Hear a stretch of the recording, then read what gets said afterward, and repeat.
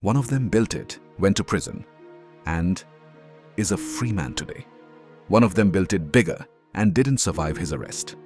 One of them is still out there right now, and nobody's ever caught him.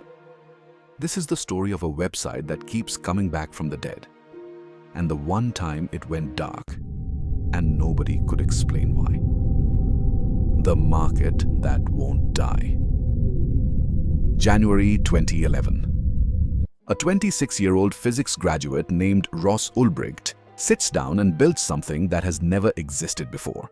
A fully anonymous online marketplace hidden inside the Tor network where anyone with Bitcoin can buy or sell almost anything, with no name, no face, no paper trail. Silk Road is born. And so is Dread Pirate Roberts. For 2.5 years, it works. Thousands of vendors sell through the site. Over 100,000 buyers use it. More than $180 million in drugs move through Silk Road alone. On top of hacking services, fake IDs, stolen accounts, and Ulbricht isn't holed up in some server farm overseas. He's living under a fake name. In a shared apartment in San Francisco, working out of local coffee shops. Hiding in plain sight. For years, law enforcement knows Dread Pirate Roberts exists. They just don't know who he is. They chase the wrong men first. A Bitcoin executive in Tokyo, a programmer in France. Both dead ends.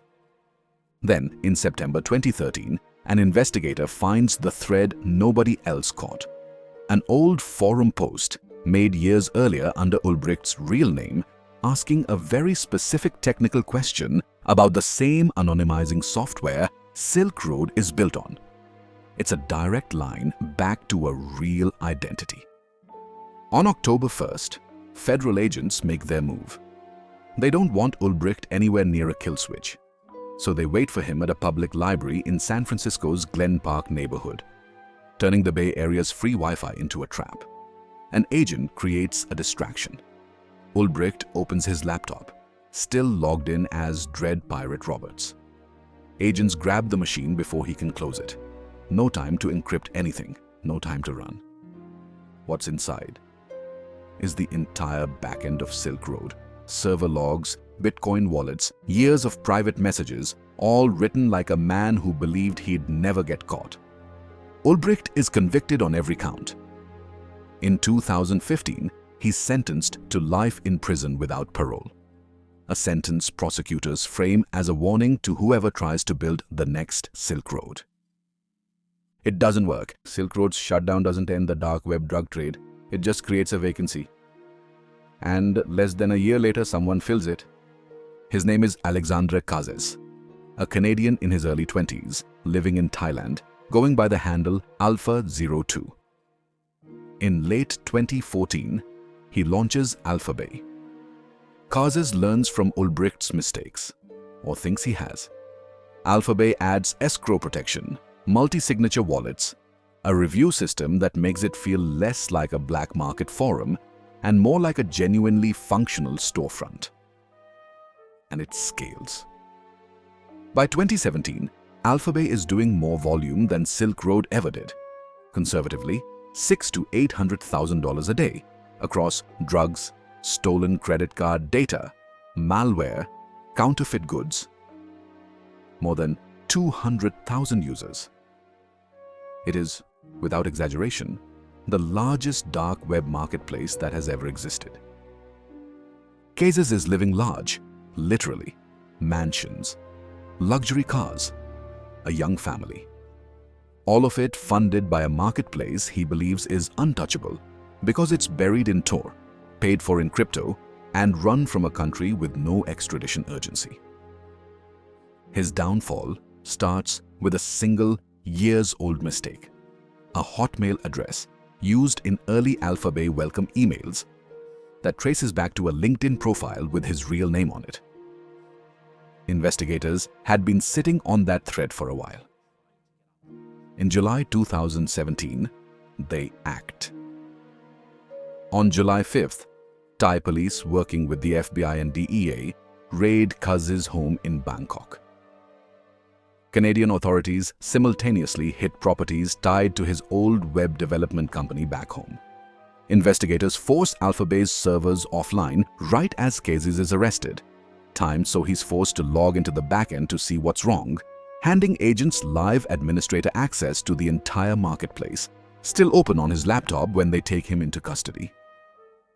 7 days later, in a detention cell in Bangkok, Cazes is found dead.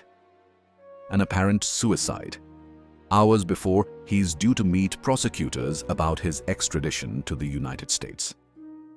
And there's a second layer to this operation that AlphaBay's users never saw coming. As word spreads that AlphaBay is gone, tens of thousands of displaced buyers and sellers flood into the next biggest marketplace, a Dutch-run site called Hansa. Not realizing Dutch police have already seized it weeks earlier and are quietly running it themselves, logging every username, password, and home address that comes through the door. It's one of the most effective law enforcement operations the dark web has ever seen. Officials give it the name Operation Bayonet. For a moment, it looks like the era of the mega marketplace is over. It isn't. August 6th, 2021. 4 years after AlphaBay's founder dies in a Thai jail cell, a message appears on a darknet forum called Dread. It's from someone calling himself DeSnake, Cazes' former second-in-command and self-described co-founder, who was never identified, never arrested, never even publicly named during Operation Bayonet. He announces that AlphaBay is back. DeSnake has clearly spent 4 years thinking about exactly how Cazes got caught. The new AlphaBay bans the sale of fentanyl, firearms, and, pointedly, COVID vaccines, categories designed to draw exactly the kind of political and law enforcement heat that brought down version 1. It introduces new security architecture. It leans harder into cryptocurrencies built for anonymity.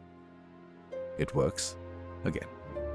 Within about a year, the relaunched AlphaBay has climbed back to being one of the largest, if not the largest, darknet marketplace on the internet. Tens of thousands of listings, hundreds of thousands of buyers. Then, in February 2023, it simply goes offline. No press conference, no Department of Justice announcement, no agency claiming credit the way the FBI and Europol did with Operation Bayonet.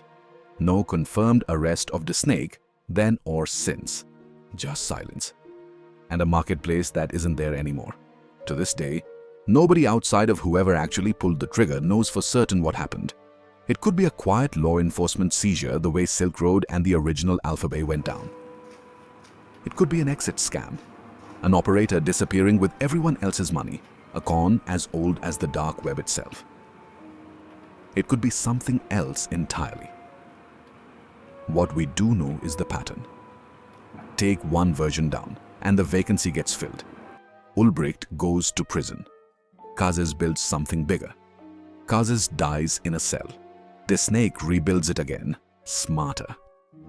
And on January 21st, 2025, Ross Ulbricht, the man who started all of this, serving 2 life sentences without parole, receives a full pardon from President Trump and walks free, more than 11 years after his arrest. The first man to build this market is free. The second is dead. The third is still out there somewhere, and the market he ran last disappeared without anyone officially claiming it. 3 markets, 3 collapses. Not one of them killed the idea. Whatever comes back next, it won't be called AlphaBay. But somewhere right now, someone is already building it. If this story changed the way you think about cybersecurity, consider subscribing. Every week, we uncover the real stories behind the world's biggest hacks, cybercrime investigations, and digital mysteries. Thank you for watching, and I'll see you in the next one.